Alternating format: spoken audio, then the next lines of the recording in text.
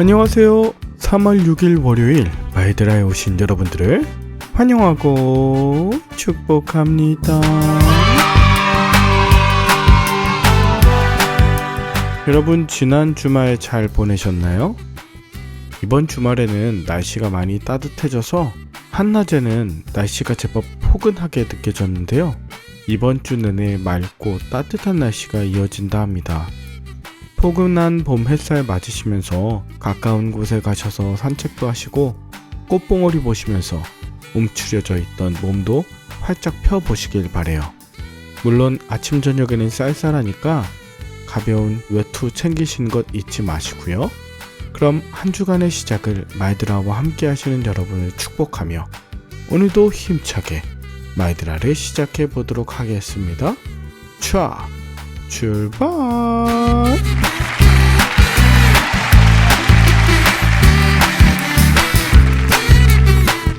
오늘은 여호수아 22장입니다. 오늘 본문은 여호수아가 가나안 땅의 분배를 마친 후 요단 동쪽 편의 땅을 분배받았던 르우벤, 갓, 므낫세 반지파를 돌려보내며 생기는 장면인데요. 본문 1절에서 2절을 보면 여호수아가 그들을 불러 모세가 명령한 것을 다 지키고 자신이 명령한 것에도 순종했으며 오늘까지 날이 오래도록 이스라엘 형제들을 떠나지 아니하고 오직 하나님 여호와께서 명령하신 그 책임을 다 지켰음을 말하죠. 가나안 정복을 하고 이 이야기를 하기까지 약 7년 정도의 시간이 걸린 것으로 추산해 볼 수 있는데요. 르우벤, 갓, 므낫세 반지파는 요단 동편에 두고 온 가족들을 생각할 때 얼마나 가족들을 보고 싶어 했을까요? 반대로 참전 용사들이 자신의 가족들을 찾아 돌아갔을 때 그 가족들은 얼마나 그들을 반길까요? 여호수아는 그런 그들에게 모세와 자신 또한 하나님의 명령에 순종하며 끝까지 책임졌던 것을 알아주고 격려하는 것입니다. 그리고 다시 그들의 가족에게로 돌아가되 5절에 보면 여호와의 종 모세가 그들에게 명령했던 것과 율법을 반드시 행하고 너희 하나님 여호와를 사랑하며 계명을 지키고 하나님만 섬기라 당부하죠. 그리고 6절에 그들을 축복하며 7절에도 그들을 돌려보낼 때 축복했다고 말합니다.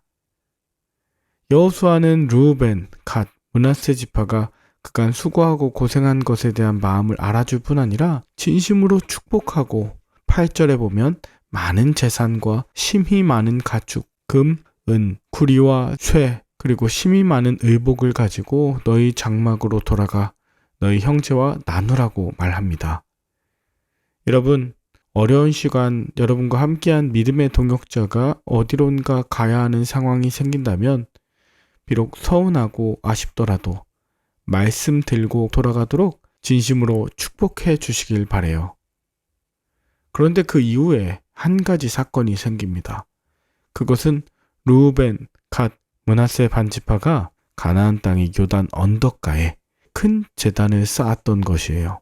이것을 들은 제사장 엘르아살의 아들 비느하스와 각 지파의 천부장들이 함께 요단 동편 길앗 지역에 있는 그들에게로 달려갑니다. 그리고 그들에게 말하죠. 어찌하여 이스라엘의 하나님께 범죄하여 하나님을 다른 길에서 돌아서서 너희를 위하여 제단을 쌓고 배역하느냐고요. 그리고 19절부터는 만약 길앗 땅에 이방신을 따를 유혹이 많다면 요단강 서편인 가나안 지역으로 들어와서 우리와 함께 소유지를 나누어 갖고 같이 살자고요. 그들은 여전히 이스라엘이라는 한 공동체라는 것을 잊지 않음을 확인할 수 있습니다. 그때 21절에 보면 르우벤, 갓, 므낫세 반지파가 이 모든 것은 여호와를 거역하거나 다른 어떤 제사를 드리기 위함이 아니오 이스라엘의 후손들이 자신들의 후손들과 무슨 상관이 있냐고 하거나 공동체에서 끊어질까 염려가 되어 이스라엘 12지파가 하나였음을 잊지 않게 하고자 하는 증거로서 제단을 쌓은 것이다. 여호와를 따르는 데서 돌아선 것은 결단코 아니었다고 해명합니다. 이 이야기를 들은 비느하스와 이스라엘의 10명의 천부장들은 오해가 풀렸습니다. 그리고 그들이 제단을 쌓은 것에 대해 이해하고 오히려 좋게 여겼고 다시 가나안 땅으로 돌아와 이스라엘 자손들에게 이 일에 대해 보고하며 모두가 하나님을 찬송하고 서로 싸우고자 했던 마음을 다 내려놓게 되었다는 것이에요. 저는 여기서 몇 가지를 생각해 보게 되었는데요. 먼저 요단 동편의 지파들이 길르앗으로 돌아가다가 요단가의 제단을 쌓은 그들의 내면 상태를 살펴보았어요. 결과적으로 그들이 매우 불안했다는 것을 알 수 있는데요. 저는 눈에 보이는 제단도 중요하지만 그들이 그들의 자손들에게 하나님의 행하신 것을 전하고 자손들의 정체성이 흔들리지 않도록 신앙교육을 시키는 게 맞지 않나, 그것이 앞서야 되지 않나 싶었습니다. 내가 어느 교회 몇 년 다녔다고 하는 감사패나 교회 액자보다 더 중요한 것은 자녀들에게 신앙을 가르치고 또 그렇게 모범이 되는 것 아니겠습니까? 결국 이들이 하나님에 대한 확고한 믿음이 없었던 내면에서 염려라는 것이 생겼음을 살펴볼 수 있었다는 것이죠. 두 번째는 비느하스와 천부장들 10명의 태도인데요. 만약 비느하스와 10명의 천부장들이 요단 동편의 땅을 탐냈거나 그들의 힘으로 요단 동편에 있는 동료들을 제압하려고 했다면 요단가에 세워진 제단의 핑계로 바로 그들을 쳐들어가 하나님의 이름으로 전쟁을 일으켰을 수 있습니다. 그러나 그들은 그렇게 하지 않았고 오히려 길르앗 땅이 깨끗하지 않다면 자신들과 함께 거주하자고 제안까지 했습니다. 이건 정말 성숙한 태도입니다.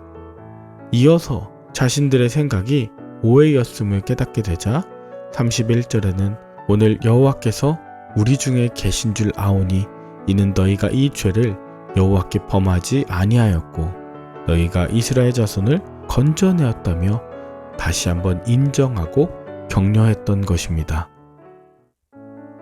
여러분은 오늘 무엇을 느끼셨나요? 저는 나와 물리적 또 정서적으로 멀어진 누군가에게 오해를 하고 있는 부분은 무엇인가 찾아가서 대화를 통해 풀고자 하기보다는 감정을 앞세워 바로 비난하거나 관계를 끊는 습관이 있지 않은가 돌아보게 되었습니다.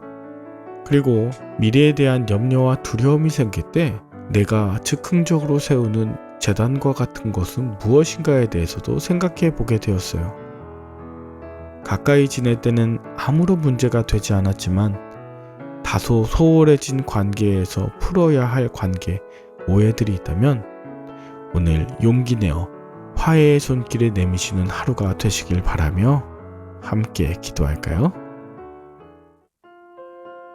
하나님 아버지, 믿음의 공동체 식구들이 서로 하나님을 섬기고 따르는 것 안에서 하나 되게 하여 주시옵소서. 나의 생각이나 방법으로 제단을 쌓는 것보다 더 중요한 것이 자신의 믿음 없음을 솔직하게 인정하고 나누는 것임을 깨닫게 하여 주옵소서. 오해의 관계는 해결되고 축복과 격려가 넘쳐나는 복된 하루 되길 우리 주 예수 그리스도 이름으로 간절히 기도 올리옵나이다. 아멘. 오늘도 좋은 하루 되시길 바라며 저는 내일 다시 찾아뵙도록 하겠습니다. 샬롬.